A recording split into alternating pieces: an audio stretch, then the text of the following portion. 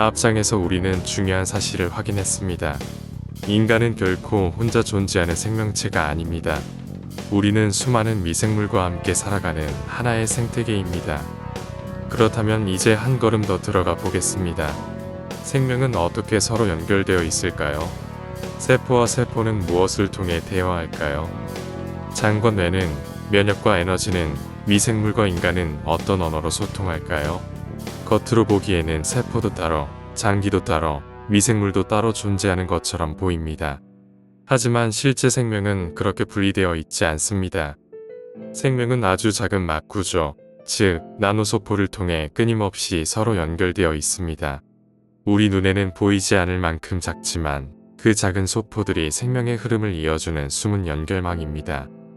이 이야기를 시작하기 전에 아주 오래된 지혜를 떠올려 보겠습니다. 반야심경은 말합니다. 오온이 모두 공한 것을 비추어 보고 온갖 고통과 죄에게서 벗어났다. 여기서 말하는 공은 아무것도 없다는 뜻이 아닙니다. 오히려 세상에 존재하는 모든 것은 홀로 독립적으로 변하지 않는 실체로 존재하지 않는다는 뜻입니다. 모든 것은 수많은 관계와 조건 속에서 잠시 그렇게 드러납니다. 나무 한 그루를 생각해 보겠습니다. 우리는 그것을 그냥 나무라고 부릅니다. 하지만 나무는 혼자 존재할 수 없습니다. 흙이 있어야 하고 햇빛이 있어야 하며 물과 공기, 계절과 시간, 뿌리 주변의 미생물까지 함께 있어야 합니다. 즉, 나무는 고정된 실체가 아니라 관계가 잠시 빚어낸 하나의 모습입니다. 생명도 마찬가지입니다. 현대 과학도 점점 비슷한 방향으로 말하고 있습니다. 세계는 독립된 실체들의 집합이 아니라 관계들의 흐름에 가깝습니다. 사물이 먼저 있고 관계가 나중에 생기는 것이 아니라 관계가 쌓여 우리가 사물이라고 부르는 것이 드러난다는 관점입니다. 이 생각은 생명과학에도 중요한 힌트를 줍니다. 생명 역시 고정된 덩어리가 아닙니다. 물질과 에너지와 신호가 끊임없이 흐르는 거대한 관계망입니다. 우리는 몸을 살과 뼈로 된 구조물처럼 생각하지만 실제로 그 안에서는 수많은 정보가 오가고 세포가 반응하고 장기가 조율됩니다. 오늘 이야기할 나노소포는 바로 이 흐름을 이해하는 핵심 열쇠입니다. 오늘날 우리는 세포가 생명의 기본 단위라는 사실을 당연하게 생각합니다. 하지만 이것도 오랜 관찰과 연구 끝에 얻어진 결론입니다. 17세기 현미경이 등장하면서 사람들은 처음으로 눈으로 볼 수 없는 세계를 들여다보기 시작했습니다. 로버트 훅은 코르크 조각을 관찰하다가 벌집처럼 이어진 작은 칸들을 보았습니다. 그는 그것을 작은 방이라는 뜻의 셀이라고 불렀습니다. 이것이 세포 개념의 출발점이었습니다. 이후 과학자들은 식물도 동물도 모두 세포로 이루어져 있다는 사실을 밝혀냈습니다.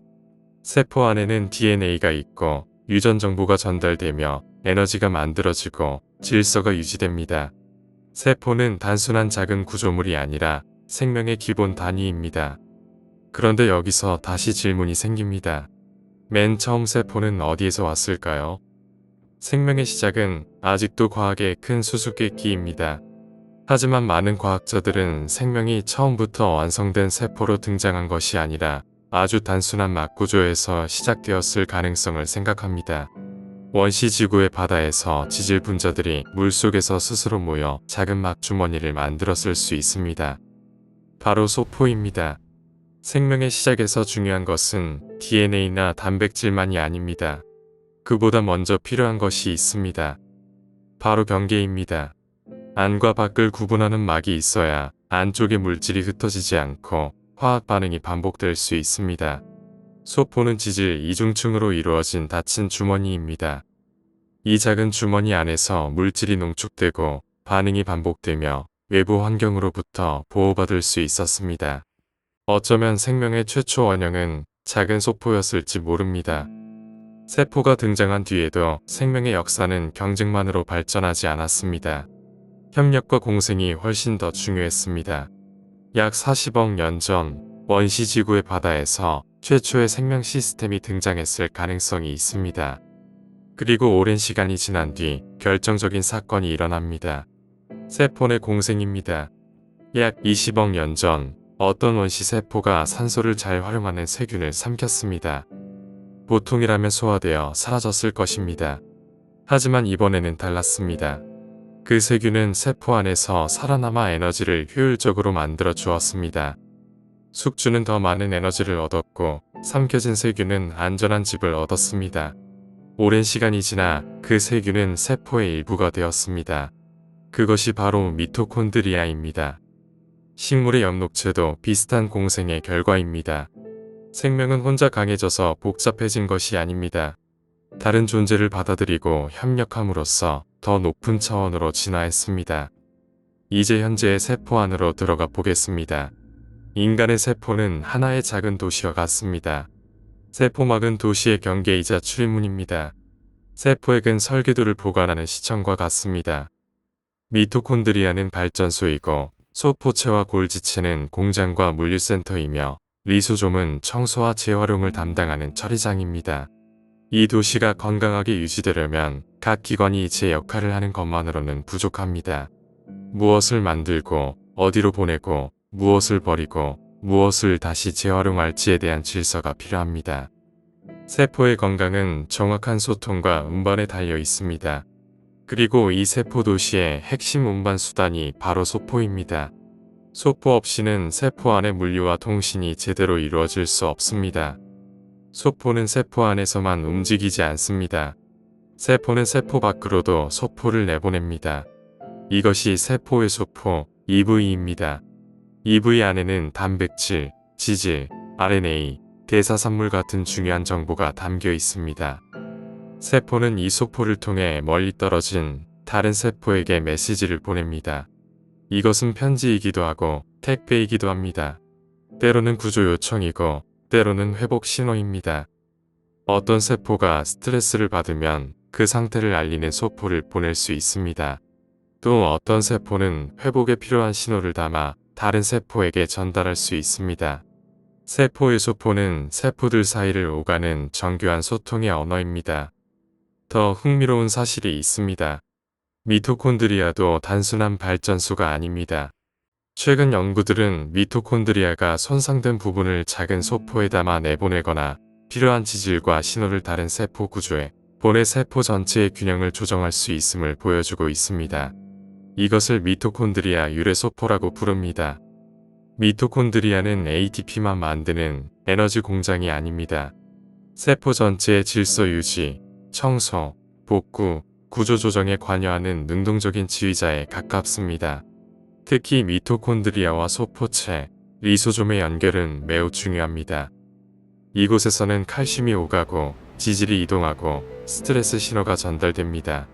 세포 건강의 핵심은 각 소기관이 따로 존재하는 데 있지 않습니다. 핵심은 얼마나 잘 연결되어 있는가입니다. 이 관계가 무너지면 질병이 시작됩니다.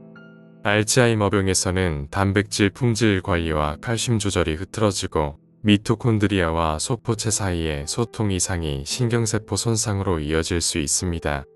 파킨슨병에서는 미토콘드리아 기능이 떨어지고 세포 청소 시스템이 원활하게 작동하지 않아 손상된 단백질과 소기관이 쌓입니다. 대사질환에서는 지질과 에너지 흐름의 조절이 무너집니다. 암에서는 원래 죽어야 할 세포가 비정상적인 신호체계 속에서 계속 살아남습니다. 질병은 특정 부품 하나가 망가지는 문제이기도 합니다. 하지만 더 깊이 보면 관계망의 붕괴입니다.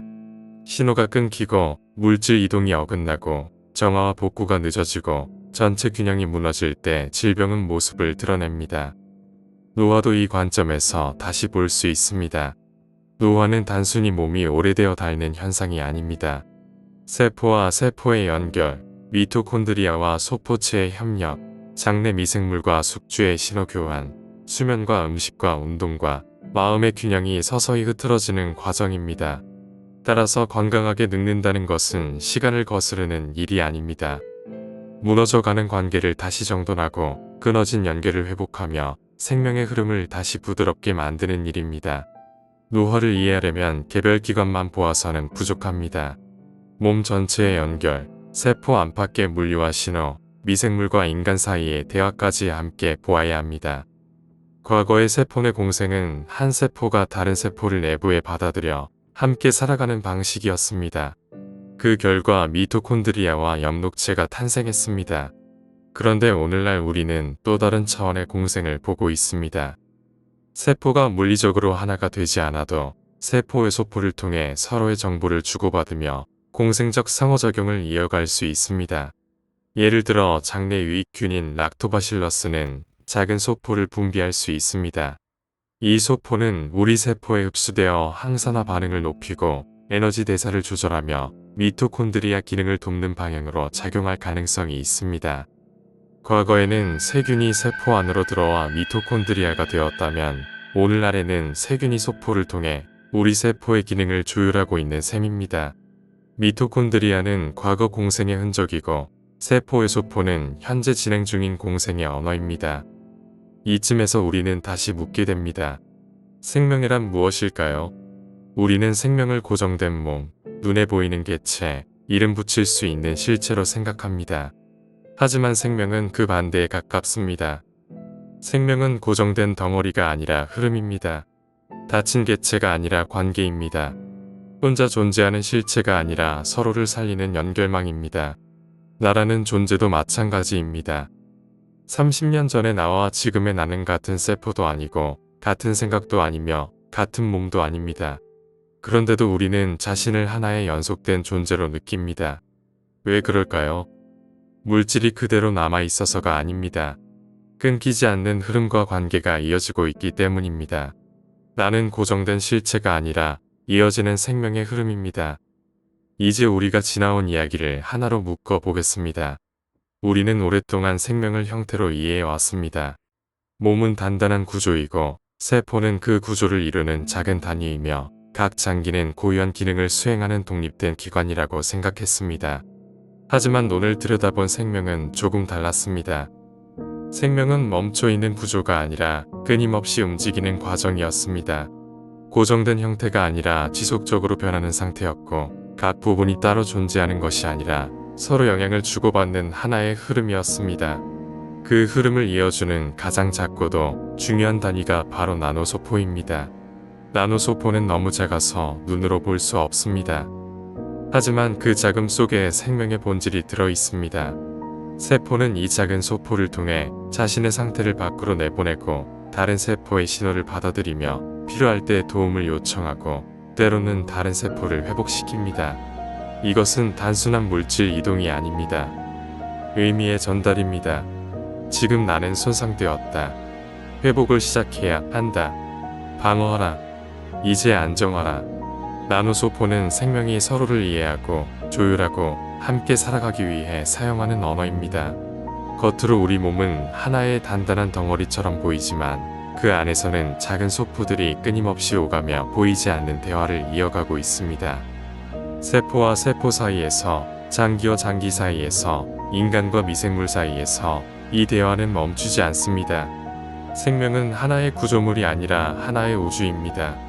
다만 그 우주는 별과 행성으로 이루어진 거대한 공간이 아니라 눈에 보이지 않는 나노소포들이 만들어내는 미세하고 정교한 연결의 우주입니다. 오늘의 마지막 문장은 이것입니다.